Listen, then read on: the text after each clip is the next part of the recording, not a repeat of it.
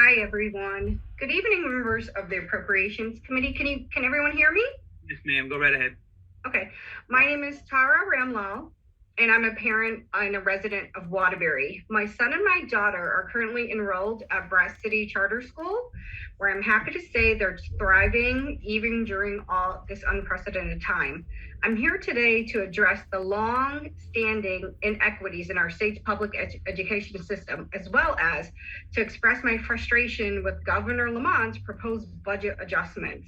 It's very upsetting that with a surplus of $2.5 billion, our state is still not properly addressing the growing disparities in education. Even with the influx of federal aid, schools are struggling to provide necessary resources to their students. It is the responsibility of our state to ensure that when the federal funding runs out, students do not lose the resources and programs that those funds were made possible. Our kids deserve better. Our kids deserve to be supported. And as an involved parent, I work to make sure that I'm informed about what is happening with education in our state and how my children's education is being funded.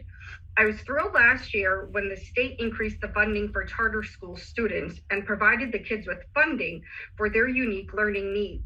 I was thankful to see our state's leadership finally beginning to recognize that all children should be funded fairly and valued by our state, no matter where they go to school, which is why these proposed budget adjustments were so disheartening. I really hope that this committee will build off of the great work that was done last year and make sure that all Connecticut children are getting what they need. I urge you to please pass a budget that includes a single needs-based funding formula for all public school children that funds them based on what they need, not what type of public school that they attend. We as a nation are losing the battle on education. The best and the brightest are being lost in this country due to lack of resources for education of our low-income inner city children of color. We know how important it is to keep our students in school and that learning alongside their peer is hugely beneficial, which is why our state needs to make sure all schools have access to funding for maintaining their buildings.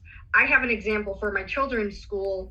They have continuous flooding whenever there's a lot of rain, or I don't know if it was broken pipes, and it was in the music room. That really shouldn't be happening, where the school has to shut down for the day or 2 days or 3 days because we have flooding in the music room. The children can't use it. That could then end up being hazardous, where mold can grow.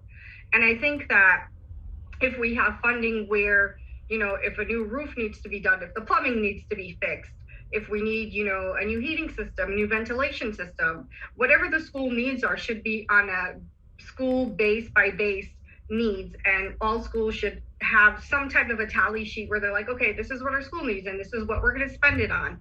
And I think we should just have the basic necessary needs for our children when it comes to learning.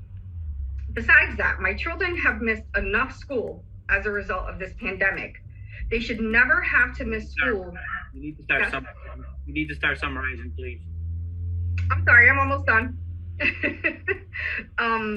So pretty much in closing, I just want to thank the committee for your work and all the work that you guys have done to support all the Connecticut charter school students.